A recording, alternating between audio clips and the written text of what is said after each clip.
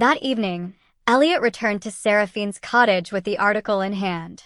She studied it quietly before nodding. Yes, that was the day he turned away from himself. The laughter, the shame, it broke him. He decided he'd rather become the punisher than be punished again. Elliot's hands shook as he folded the article. So, what do I do with this? Seraphine's gaze was steady. You hold it. Not to wound him, but to protect yourself. Sometimes, the only way to silence a tyrant is to remind him that his own chains still rattle. Meanwhile, across town, Caraway sat in his darkened house, the black notebook open, pages filled with frantic scrawls. He's turning them against me. He knows too much. If I can't silence him with shame, I'll silence him with fear. He tucked the notebook into his coat, grabbed his keys, and whispered into the empty air. Tonight, back at Elliot's, Maya pulled the curtains closed. I don't like this quiet. He's planning something. Elliot touched the silver pendant, his pulse quickening. He didn't know what Caraway would do, but he could feel the storm building. And when it came, he would have to decide, fight with the truth, or run into the shadows one last time. The streets of Maplewood were unusually empty that night. Street lamps flickered against the mist, throwing long shadows across the sidewalks. Elliot walked with Maya, the folded article about Caraway tucked safely in his backpack. Every sound made him jump, the scrape of leaves, the buzz of a light. His pendant felt heavier than ever. Then came the footsteps. Slow, deliberate, echoing behind them. Maya's hand shot out, gripping his arm. Don't turn around. But Elliot already knew. The air itself seemed to tighten around him. He turned. Caraway emerged from the fog, black notebook in hand, his face pale with fury. You think you've won? His voice was low, venomous. You think the board, or your little friends, can protect you? No. You destroyed me, Elliot. And I won't let you walk free while I burn. Elliot's knees trembled, but Maya stepped forward, chin high. You did this to yourself. You tried to crush him because you couldn't face who you are. Caraway's eyes flashed, his grip tightening on the notebook. Shut up. Elliot swallowed hard, his voice breaking but clear. She's right. I know who you were, Mr. Caraway. I saw the article. You stood where I stand now. You wore that dress. You wanted to be seen. And instead of owning it, you buried it, and now you're punishing me for what you hate in yourself. For a heartbeat, silence ruled. Caraway's face twisted, rage battling something softer, fear. Shame. Recognition. Then he snapped the notebook shut with a crack. You don't know anything, he spat. You're just a boy in a costume. Elliot's hands trembled, but he reached into his backpack and pulled out the article. He held it up, the yellowed paper trembling in the lamplight. This isn't a costume. And it wasn't for you either. You were like me once. You still are. But the difference is I'm not running. Caraway froze. His breath hitched, his mask slipping for just a moment. Elliot saw it, the crack in the armor, the boy who had been mocked decades ago, still bleeding under the man's bitterness. Maya stepped closer, her voice steady. If you go after him again, this goes public. Everyone will know the truth you've been hiding. Caraway's hand twitched at his side. His jaw clenched.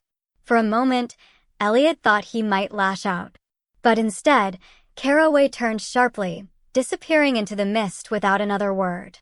Elliot collapsed onto the curb, shaking. Maya crouched beside him, wrapping an arm around his shoulders. You did it, she whispered. You stood up to him. He can't touch you anymore. Elliot wasn't so sure. Caraway hadn't surrendered. He had retreated. And a man with a broken past and nothing left to lose was still dangerous. But for the first time, Elliot didn't feel like prey. He felt like someone who could fight back. The week passed in uneasy quiet. Caraway was gone from school, his absence leaving a strange, hollow space. Some whispered he'd resigned. Others claimed he was suspended. But Elliot didn't believe he was finished. Not after that night in the fog. Not after the look in his eyes. Maya kept close, checking in between every class. Maybe he's done, she said, though her tone carried no conviction. Maybe he realized he can't win. Elliot shook his head. No. He's waiting. On Friday, just as the last bell rang, proof arrived. Students funneled out of the building, but Elliot's name cut through the noise, sharp and mocking. He turned and froze. A projection screen had been wheeled into the courtyard. On it, Caraway's voice blared through a speaker. Behold the true face of Elliot Ashford. The screen lit up with images, photos of Elliot in the blue dress, sketches blown up to monster size, even recordings of his trembling voice from class. Gasps, laughter, whispers rippled through the crowd. Teachers rushed to stop it, but the feed looped again and again. And standing at the edge of the chaos, arms folded, was Caraway. His eyes locked on Elliot, daring him to crumble.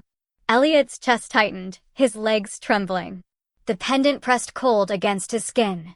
Every instinct screamed to run. But then he heard Seraphine's voice in memory. Shadows only hold power if you stay in them. He stepped forward. His own voice rose above the chaos. Yes, that's me. And I won't hide anymore. The crowd stilled. His words echoed against the courtyard walls. Maya appeared at his side, lifting her phone high. And here's who Caraway really is, she shouted. She swiped her screen, projecting the old article, the photo of young Caraway in his curtain dress, onto the same screen. Gasps erupted again, but this time for a different reason. The crowd turned, eyes snapping to Caraway. His face drained of color, his mask shattering in an instant. That's not me, he barked, but the evidence glared back in silence. Students murmured, teachers whispered. The board members who had gathered exchanged looks heavy with judgment. Elliot's voice broke through, study now. You tried to bury me because you buried yourself. But I won't carry your shame anymore. Caraway's hands shook, his notebook clattering to the ground. For the first time, he had no words. He pushed through the crowd and fled the courtyard, vanishing into the streets. The silence that followed felt endless. Then, slowly, clapping began. First Maya, then a girl from math, then more until the courtyard rang with applause. Elliot's throat ached, tears burning his eyes, but this time, they weren't from fear. He had faced the final storm. And he was still standing. By Monday, Maplewood High felt like a different world. Caraway's name was spoken only in whispers, usually followed by shaking heads and muttered disbelief. His resignation letter had been quietly announced over the intercom, framed as a personal decision, but everyone knew the truth. The image of him in that curtain dress, projected for the whole school, had stripped him of the power he clung to. And for the first time in years, Elliot walked through the halls without shrinking. Students parted not out of cruelty, but respect, or at least curiosity. Some offered shy smiles. Others asked cautious questions. A few still sneered, but their voices no longer drowned him out. Maya grinned as they passed the cafeteria. Looks like someone's finally getting the credit they deserve. Elliot smiled faintly, though his chest was still heavy. It doesn't feel like victory. Not completely. At home, the atmosphere was equally complicated. His father barely spoke to him, retreating behind newspapers and grunts at dinner. But his mother's presence grew stronger, steadier. One evening, she sat beside him, placing a folded blouse in his lap.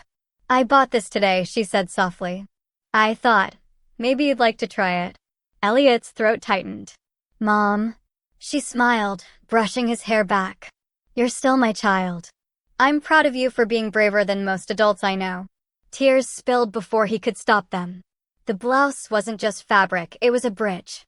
That night, Elliot returned to Seraphine's cottage, the pendant glinting in the firelight. She studied him with her knowing eyes. You have stepped into the light, she said. But light is not without its shadows. You will still face whispers, resistance, even anger. But now you are no longer bound by secrecy. And that makes you stronger than you realize. Elliot nodded. For the first time, he felt the truth of her words. Still, doubts lingered. In the quiet of his room, Elliot stared at his reflection, hoodie gone, blouse soft against his skin.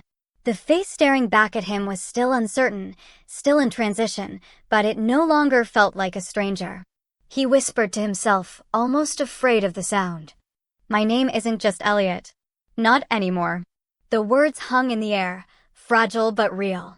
A seed waiting to grow. The battle with Caraway was over. But Elliot's journey, the journey of who he truly was, had only just begun. The days after Caraway's fall felt like waking into a new season. The air at Maplewood High was lighter. Students still whispered, yes, but the whispers no longer weighed Elliot down. They weren't about his shame anymore. They were about his courage. Yet inside, a restlessness stirred. It wasn't enough to be the boy who wore a dress. That wasn't who she truly was.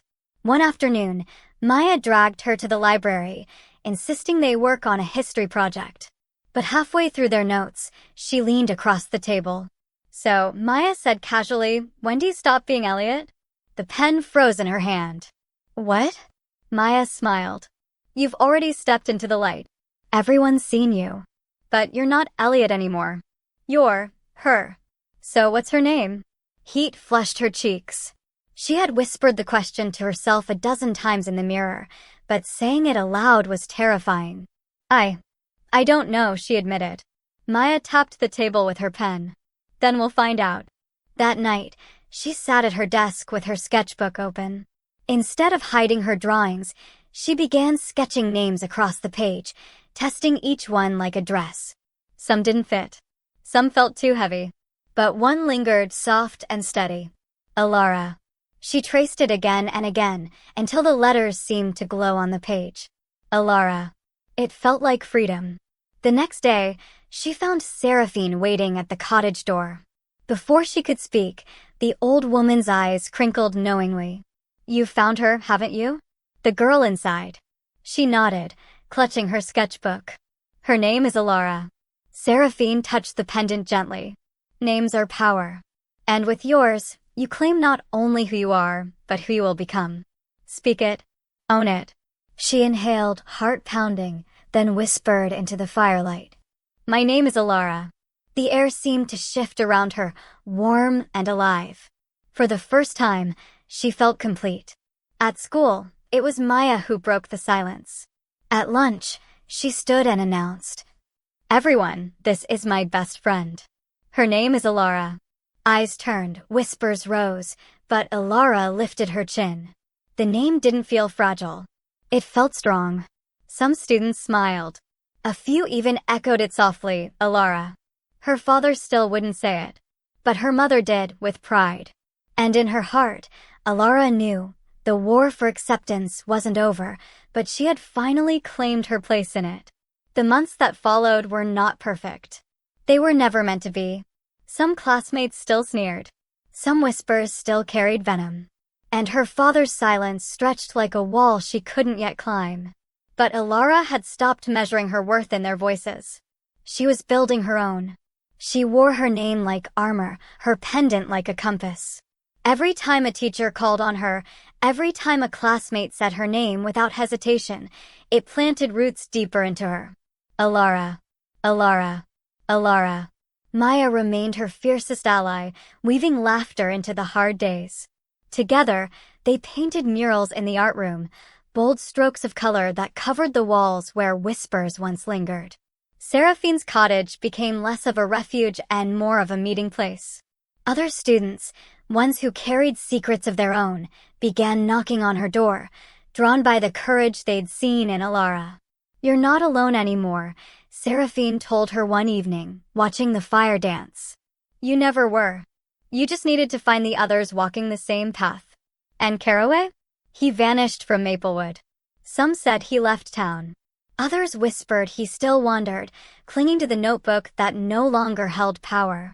For Alara, he became less of a shadow and more of a reminder of what fear can do and of what she had overcome. On the night of her 17th birthday, Alara stood before her mirror, not hiding, not sketching, but seeing. She wore the pale blue dress, the one that had begun it all. But this time, it didn't feel borrowed. It felt hers. Her mother knocked softly on the door, stepping in with a gentle smile. "Happy birthday, Alara." The name filled the room like sunlight. Alara turned, smiling through tears. For the first time, she wasn't just dreaming of the girl in the mirror. She was her. Alara's story was no longer about hiding or surviving or even fighting Caraway. It was about becoming. And though the world still held challenges, she had already faced the worst shadows and stepped into the light. Because the truth was simple. She had always been Alara.